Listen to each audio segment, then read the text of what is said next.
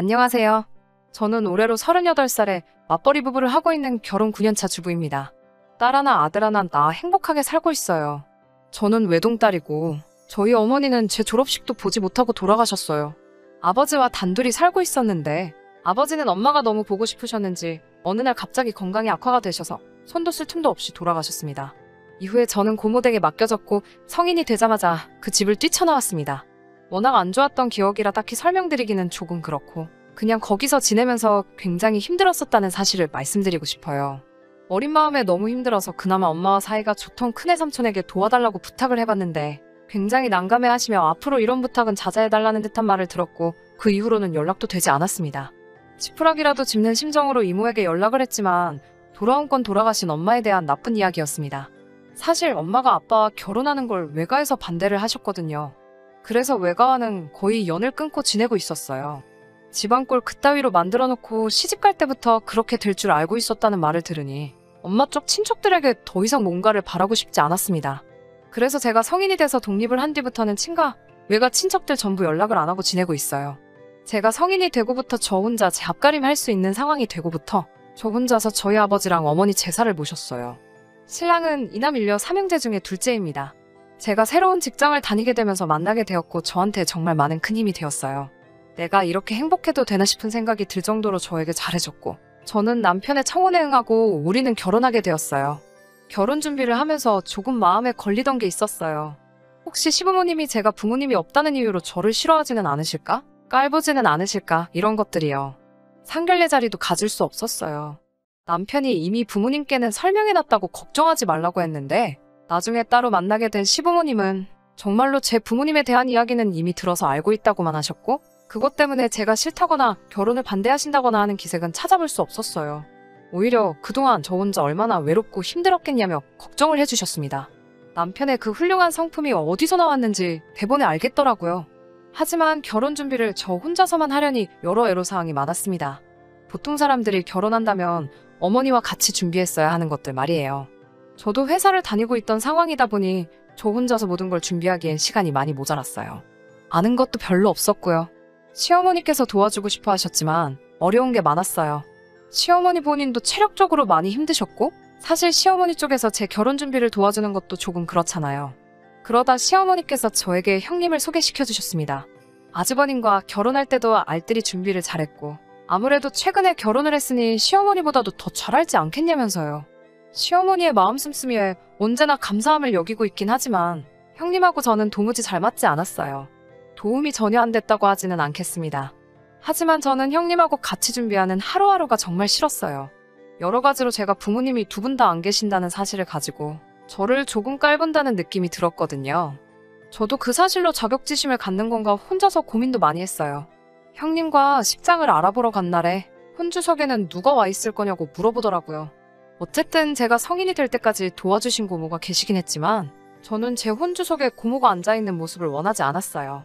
저한테 지울 수 없는 큰 상처를 준 사람이기도 하니까요. 그렇다고 연을 끊어버린 어머니 쪽 친척인 이모나 삼촌들을 부르고 싶은 마음도 없었어요. 혼주석을 비우고 결혼식을 하는 사람이 어디 있냐고 화촉점화도 해야 하고 결혼식에 온 시어머니 측 하객들이 시어머니를 얼마나 무시하겠냐면서 정 세울 사람이 없으면 대행 아르바이트라도 구해야겠다며 유난을 떨었어요. 충분히 걱정해줄 수 있는 부분이라 생각하지만 시어머니의 체면을 위해 말해준다기보다는 시어머니도 대단하시다며 고아라서 파혼하는 커플도 많다던데 큰 결심을 하셨다는 둥 자꾸 제 아픈 가정사를 괜히 들쑤셔보려고 한다는 게 전부 티가 났습니다. 결국 또 혼자서 고민하다가 마땅한 해결책이 떠오르지 않아서 시어머니께 혼주석에 대신 세울 사람이 없다는 사실을 말씀드렸어요.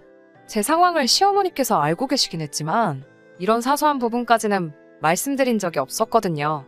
숨겨와서 죄송하다는 말을 했는데 시어머니께서는 그게 무슨 미안할 일이냐며 저를 다독여 주셨습니다. 저와 남편이 서로 행복하기 위해 하는 결혼이며 결혼식은 말 그대로 식이지 본인이 누구 보여주기 위해서 하는 게 아니라고 하시더군요. 그 말에 정말 눈물이 나올 뻔했습니다. 시어머니의 배려 덕분에 혼주석을 비워둔 채 결혼식을 올렸습니다. 의자까지 치울 필요가 있는가 싶어서 빈자리로 내버려뒀어요. 신랑과 동시 입장을 하고 혼주들이 해야 하는 과정은 생략한 채 결혼식을 올리게 되었습니다. 결혼 후 저희는 신혼집은 시댁 근처로 구하게 되었습니다. 둘 사이에 아이가 생기게 되면 저희가 근처에 사는 편이 시어머니나 시아버지가 오며 가며 도와주기 편하지 않겠냐고 하시는 말에 그렇게 하기로 했습니다. 제가 저희 부모님 제사를 챙기고 있다는 사실은 이미 결혼 전에 전부 설명드렸습니다. 그 부분을 시어머니께서 배려를 해주셔서 저는 명절 당일날 아침에는 저희 집으로 돌아가서 혼자서 차례를 지내고 뒷정리를 한 뒤에 시댁으로 갑니다. 그렇다고 시가 제사에 관여를 안 하는 건 아니에요. 전날부터 시어머님과 장보고 음식 준비하고 다 해요. 명절 전날에 아주버님네는 오지 않습니다. 사는 지역이 멀다 보니 시댁에 도착하면 늦은 저녁이에요. 그래서 제사 음식 준비는 보통 저랑 시어머니랑 합니다. 형님이랑 신우가 도와주지 않아도 저는 아무 불만 없습니다. 저도 다음날 같이 제사를 지내야 하니 오히려 음식을 같이 한 번에 해서 가져갈 수 있는 게 고마울 따름이죠. 형님네는 보통 제사 지내고 나서 아침 식사를 하고 나면 곧바로 처가에 갑니다. 그래서 명절 전날 저녁에 저녁 식사 같이 한번 하는 게 전부였어요. 바로 며칠 전의 이야기입니다. 형님한테서 전화가 오더군요.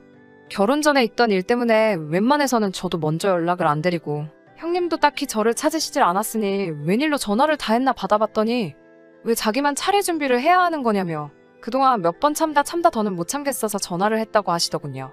한두 번도 아니고 매번 명절마다 이러니 자기 혼자 하는 게 불공평하다는 식으로 이야기를 꺼내셨어요.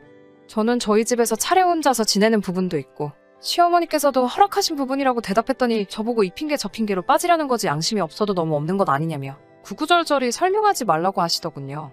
시집 왔으면 시댁 차례가 우선이지 왜 친정 차례에 목숨을 거냐고 화를 내시더군요. 그 말에 저도 어이가 없어서 한마디 했습니다. 음식 준비는 제가 다 하지 않냐고요. 그랬더니 어머님이 하시는 거 옆에서 거드는 거지 저 혼자 하는 게 아니라고 한마디 하시더군요. 형님이 차례상 차리는 걸 제가 본 적이 없어서 모르겠지만 저희 시어머니 성격에 형님한테 혼자 다 차려놓으라고 맡기실 분도 아니고 전날 미리 해놓은 음식들 가지고 같이 준비하셨을 게 분명하거든요. 지금 명절날 일을 더하는 기분이 드셔서 그러는 것이면 형님은 대신 전날에 음식을 안 하지 않느냐고 한마디 했어요. 식사상을 내가도 제가 더 많이 내가고 뒷정리를 해도 제가 더 많이 한다고 형님은 전날 저녁에 오셔서 아침만 드시고 바로 친정으로 가는 반면에 저는 명절날 단 하루아침만 자리를 비우는 거지 명절 내내 시댁에 머물지 않느냐고 한마디 했어요. 형님은 자기는 친정이 있는데 동서는 친정이 없지 않냐며 자기야 자기 보고 싶어하는 부모님이 계시지만 저는 보고 싶어할 사람도 없으니 그것 때문에 시댁에서 종일 있는 걸 가지고 유세를 부리냐고 하네요. 가정교육 못 받은 게 이런 데서 다 티가 나는 거라고. 제 사정은 알고 없고 똑같이 시집은 마당에 별것도 아닌 이유로 자기한테 일 다 떠넘기지 말고 이번 명절부터는 차례 참석하고 나서 저희 부모님 차례를 지내던가 하라고 하고 전화를 끊어버렸습니다. 도저히 터져나오는 서러움을 이길 수가 없어서 일하다 말고 밖으로 나와 비상계단에 숨어서 혼자 펑펑 울었네요. 한참 혼자서 마음을 추스리고 있는 와중에 신우한테 전화가 왔어요. 올해는 친정에 안 가게 될 것 같다고 이번에는 자기도 명절 전날에 음식하는 거 도와주러 갈 테니까 먼저 장 보러 가지 말라고 전화를 한 것이었어요.